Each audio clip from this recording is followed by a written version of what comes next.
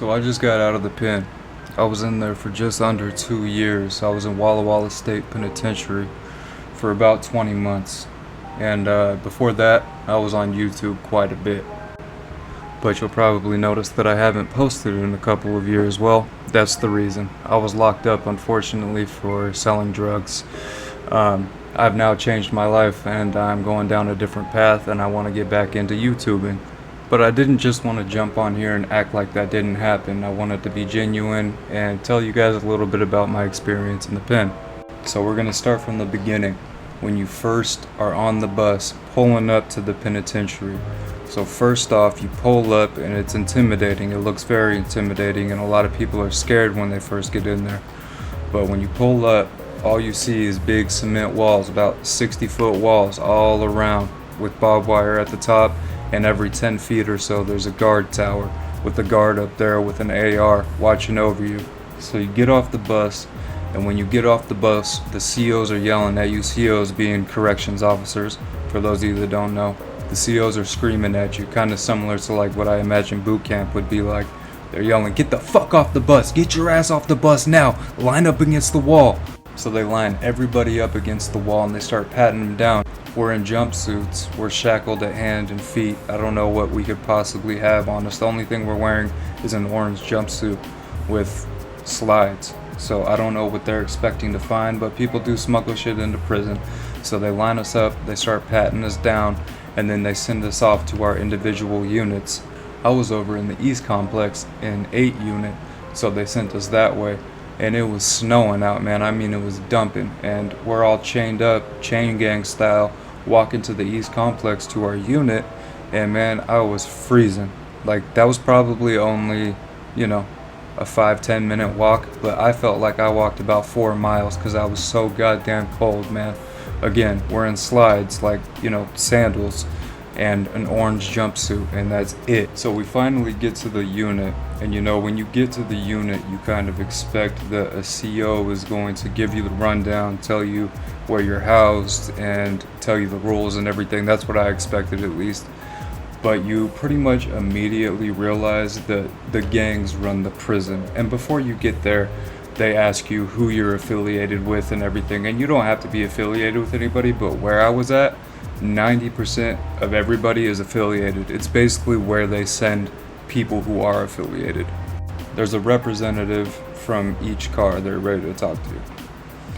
So I'm Wood, so I go to the Wood representative, and then they have a Skinhead representative, and then they have a API, Asian Pacific Islander representative, and so on. They have a Native, they have Black representative, a couple different Black representatives, depending on who you run with, Crip, whatever. So you go see your representative, and they basically tell you you have 48 hours to get your paperwork. Now your paperwork is your black and white. That's what you get from the court that has all your charges on it, because we want to make sure you're not a weirdo. And you have to figure out a way to get your paperwork, because when you go from county jail over to the pen, they take your paperwork, because we're not supposed to be paper checking, but we do it anyway. So you find a way to get it, and usually a CO will slip it to you or something, because they actually don't mind us paperwork checking, because it's really a good thing. We're only looking for weird crimes like sexual crimes against women or children, and violent crimes against women and children. We don't want any guys like that walking mainline with us. We don't want to live with guys like that. So they pretty much check in immediately. And by check in, I mean they go to protective custody, or PC, like immediately. And if they don't, then it's going to be a problem, and they get hit up all the time. There's plenty of guys that refuse it, and oh, it was a misunderstanding, I didn't really do that. It doesn't matter, bro. If your paperwork says you have some weird crime, we don't want to hear it. You're better off just checking in, because you're going to get checked in, and eventually you're either going to protective custody or the hospital. I mean, it's really up to you. But there's plenty of guys that refuse, and they pay for it. But most guys, 90% of dudes with bad paperwork, check in as soon as they get off the bus.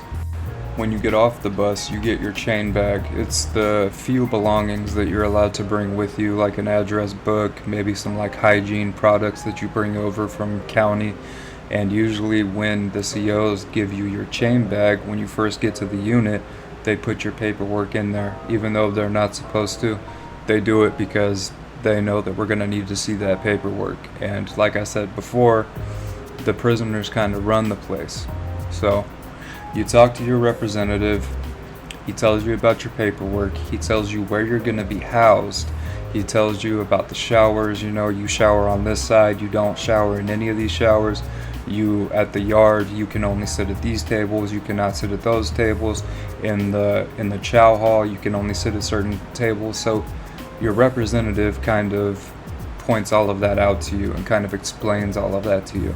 And at that point, I kind of realized, like, I knew it was an active prison, and by active I mean they do politics there. There's a lot of gang politics, and I knew it was an active yard they were sending me to because I'm affiliated. But I'd never been to prison before. I'd only been to county jail, so I'd never seen it to that level, to where it's like, wow, the inmates really run this place. And I actually prefer to be in an active yard or a political prison. I actually think it's a good thing because we get things like paperwork checking. There's rules, there's certain things you don't do. I mean, like, people don't steal. If there's a problem between two people, you go to each key holder for their cars if they're in different cars. Say, like, if a skinhead gets into it with a blood, the skin key holder is going to talk to the blood key holder, and it's going to get worked out. So yeah, I actually think politics and kind of the policies that go along with inmates running the facility is actually a good thing. It just makes it a better environment for all of us. But that being said, because it was pretty much ran by the gangs and the inmates, you have pretty much any drug you can imagine in there. One of them that was it stood out to me because I'd never seen it on the streets was Spice, or K2. That shit is everywhere in the pen, man. It's like, they basically tell you, oh, it's pretty much like weed. And I did that shit, and trust me, it is not like weed. My heart started pounding, I was sweating, I was low-key like scared a little bit. I did not have fun. I did not enjoy the Spice trip at all, and I've seen people wig out on that shit, man.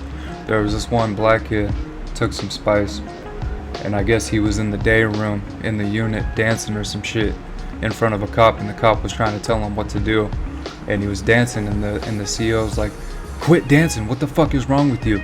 And as soon as he said that, I guess the kid just boop boop slapped him twice and went running down the tier. I was in my room, and I actually lived on the tier he was running down, so I hear him running down the tier, and then I see the COs coming after him. I'm in bed, it's like 8 p.m, I go to bed early. I see the COs come after him, and they pick this kid up and slam him on the fucking, on the tier, on the cement tier. It's like a little landing, because I lived up on the 3rd floor, and they slammed his ass down, man, and about 3 other cops came down, and they had their knee in his back.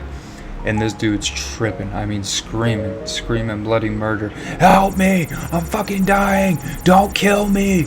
And I knew pretty much immediately when I heard him saying that shit. I was like, oh, dude, this is a Spice freak out. I pretty much immediately knew it. But those COs were getting pretty aggressive with him. Like I said, they had their knee on his back and on the back of his neck. So you had some of a couple of dudes from the black gangs, because he was a black kid. They were kind of lining up at the end of the tier, kind of grouping together. Get the fuck off him, yelling at the COs. And then one of the COs had his hand on his pistol, yelling, "Get the fuck back! Get the fuck back!" So it was it was an intense situation. But that type of shit happens all the time. It's really just like, that's what comes with smoking Spice. You're always gonna have a few guys that freak the fuck out because they can't handle it. And I could see how you would freak out on that shit, man. Like, this shit is intense. It is nothing like weed, in my opinion. I didn't really enjoy it. I did it a couple times, but it wasn't really my thing. But yeah, man, there's all kinds of drugs in there. The fentanyl is really big in there. I saw a couple dead bodies in there, and one of them was fentanyl related. The dude was dead on his bunk for actually like hours, and we just didn't know he lived on my tier. I actually walked into his house, or into his cell, a couple times to talk with his cellie, and we thought he was asleep. A few hours later, I guess they noticed that his fingers were turning blue, and we realized that he was dead, and nobody knew. His name was John. He was actually a really cool guy. Rest in peace. But yeah, man, they had everything in there as far as drugs, and I made a little bit of extra money. Well, you don't make money, you get commissary. So I always got some extra food because I like to work out. So I wasn't really fucking with the drugs like that. I would pretty much just take whatever drugs people gave me because they just shoot it to you a lot of times. If you're a known figure in the prison and the guys fuck with you, they'll just give you some drugs. Whenever something comes in, they'll just shoot you a little bit just on the love. So I would take that and I would sell it. Same with tobacco. I wasn't smoking tobacco in there, so I always had like a little pile of whatever drug was going around, and I would sell it for extra food. But yeah, man, I don't know. I guess there's people that believe that when you go to jail or prison, like, you get sober. That's not what I saw at all. There's guys in there that are more swacked out than they would be on the streets because it's everywhere. It's unescapable. On the streets you can go home and you can not get high and you can not be around it, depending on who you live with and where you live. But when you're in there, it's in your face 24/7. My cellies did their thing.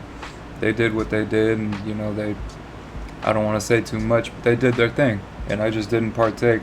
And it's hard. I wanted to. I like drugs, but I wanted to come home, man, and I didn't want to do anything stupid, so I wasn't really partaking. I was just selling it to get some extra grub.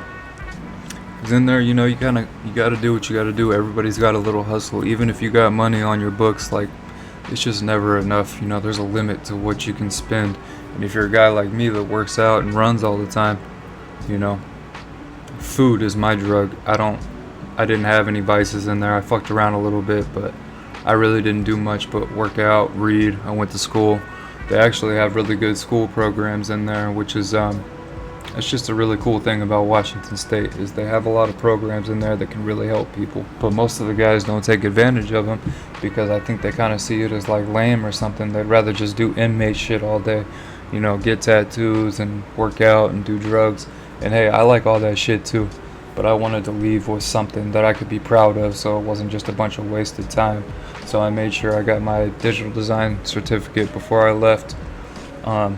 And yeah, it was a good program. I'm happy that I got the opportunity to do it instead of just doing inmate shit and getting involved in politics and, doing missions, being violent, doing drugs.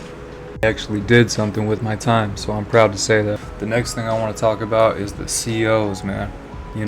If you've never been to jail or prison, man, cops can be real assholes sometimes, but there's something about corrections officers. They're just a special kind of asshole. They take it to the next level, man. They don't even treat people like humans. They look for any reason to jam you up. Any reason, man. Because when you're in there, you're not a person anymore. You essentially don't have rights. There's nobody that's going to stand up for you. When you're on the outs and you got a camera phone and they have the cameras on their chest, they're kind of held accountable. But in there, anything goes, man. They're fucking people up in there for nothing. You look at them wrong and they can jam you up. Oh, you have too many laundry bags. You have, the littlest thing. They can send your ass to fucking closed custody over nothing. I've seen it happen to plenty of guys. So there were some COs that I just stayed away from because I knew if I talked to them, they're going to say some slick shit to me and I'm going to fuck up my release date over it. So I just stayed away from them, man. But some of those COs are the worst human beings I have ever met in my life. And I'm a pretty mellow dude. Like, I don't like giving them trouble. I'm always like pretty upfront with them. I try to be fair with them. I don't just say fuck all police or fuck all COs unless they deserve it. But the majority of COs don't look at inmates like they're people. And I get it. You got some of the worst guys in society in there.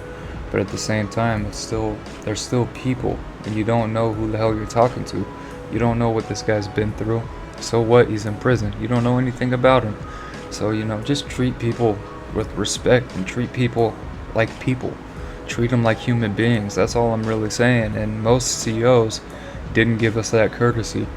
It was to the point where, like, I would meet one or two COs and I would literally be like, dude, what are you doing here? You're not one of these people. I didn't say it because you gotta really be careful with COs because, like I said, they can fuck you up and get away with it. They can send your ass to the hole for no reason. Nobody's looking out for you in there. You're on your own, man. and the CEOs are pretty grimy. But when I did see one or meet one that was actually a decent human being, it was like so shocking to me. It was because you just never saw that. They're all pricks, all of them. But I pretty much stayed out of the way and just did my thing. I didn't really give them any reason to come and fuck with me except for my tattoos. But that's about it. Like, they see you walking around with fresh tattoos. Half the time they won't even do anything if you're cool. And some of them seem like they want to be cool with you. Like, they kind of almost want the inmates to accept them in some type of weird way. So they'll kind of like let you know that they're cutting you a break, like, hey, nice ink, and they don't write you up for it. And to me it felt like they're kind of trying to be friendly because they want you to kind of accept them in some type of way. But at the end of the day, it's a CEO, and if the guys see you talking to some CEO friendly like that, you're probably going to get DP'd. You're probably going to get punished just for talking to a CEO for too long, because they don't play that shit.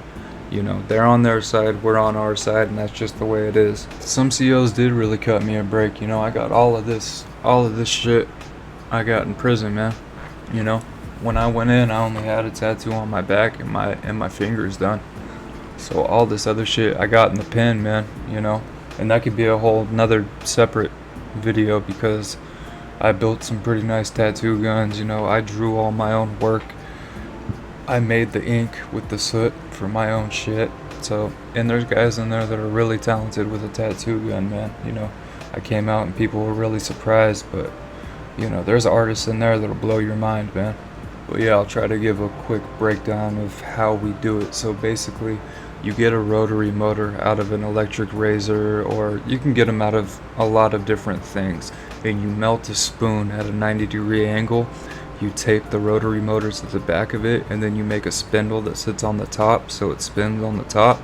And you get a paper clip, you straighten it out, bend it at a 90-degree angle, you stick it in one side of the spindle, so when it rotates, the other side of the paper clip goes back and forth, back and forth, back and forth. And then you make a needle using the spring out of a push pin, you straighten that out, sharpen it, and then you tie it to the other end of the paper clip. And then you make a barrel, as we call it, which is just a Bic pen, like a normal plastic Bic pen, with everything taken out of it. And yeah, so basically everything, all of this stuff was done with a sharpened spring out of a push pin, which took a long time, and it was actually a pain in the ass after a while, because to get tattoos in prison, you need like a team of people. You need to have lookout guys on each end of the tier. You need to have somebody to do the fucking work for you, unless you're just gonna tat yourself. But I'm right-handed, so I couldn't tattoo my right arm. I had to have somebody do it for me. But I'm happy with how everything turned out. I think it's decent, especially for prison tattoos, you know. So yeah, man, I didn't want to make this video too long, and I don't want to be a guy that talks about prison all the time, especially because I only did a couple years, so I don't think it would be right for me to make a bunch of prison content. You know, there's guys on here that already do that, you know, 23&1, 1090 Jake. Well, maybe they don't just specifically make prison content, but they make content that's kind of focused around that type of stuff, and I think that's cool. But I think those guys did a lot more time than me, if I'm not mistaken. 20 months really isn't that long, and it wasn't that bad for me, man. But you know, if you got bad paperwork, or if you don't carry yourself right, it can be really ugly for you. You know, there's people in there getting extorted, people in there getting fucked up every day. They have to fight just to live every day. They're getting their food stolen from them. You know, we get lockers with locks. I didn't even know the combination to my lock. I mean, I never locked it once, because I didn't have to worry about that, because I carried myself in a respectful manner, and I never had to worry about that. I did have to put in work a couple times. Well, I only put in work one time. I had to go check this dude in, and he didn't want to go, so I had to mop him up. And then I had to put hands on my cellie because he was taking my pins, which sounds crazy, and it sounds like such a small thing. Like, why would you guys fight over some little cheap, you know, 50-cent pins? Because when you're in there and it just fucks with your mind, man. The littlest thing can turn into a big deal. And I'm losing my pins, you know, I'm going to school, I need my pins, and I see this motherfucker just slowly acquiring all of these pins. So I'd call him out, hey, where are you getting all these pins from? Are you taking my pins? He goes, oh, I don't know. Are they yours? I'm like, motherfucker, you know they're mine. I just wanted him to admit it. Just admit that he's taking my pins, and he wouldn't do it. So I put hands on him, and he hit me back a couple times pretty hard. At the end of the day, I got my pins back, but I wanted him to say it. I wanted him to say that he took my pins from me. But that never happened. And to me now, that sounds crazy because I'm back on the outside and I'm a normal person again. But in there, that was totally reasonable. If somebody takes your pins, it's obviously it's not about the pins, it's about the principle. You feel like you're getting punked, so you have to handle it, man. And I handled it. But those are really the only two occasions that I had to put hands on somebody, because shit was pretty mellow for me. I just did my own thing. I wasn't too heavily involved in the politics. I wasn't too heavily involved in the drugs. So people kind of just, they knew I just did my thing. I was usually reading, working on homework, working out, running. I kept myself pretty busy, man. And for me, I mean, I think that's the best way to do your time. And that brings me to my last subject, getting out of prison, or I should say making it out of prison, because most people don't make it out. They don't make it out in the sense that they fuck up their release date because they're too busy getting involved into politics and all the shit that really doesn't matter.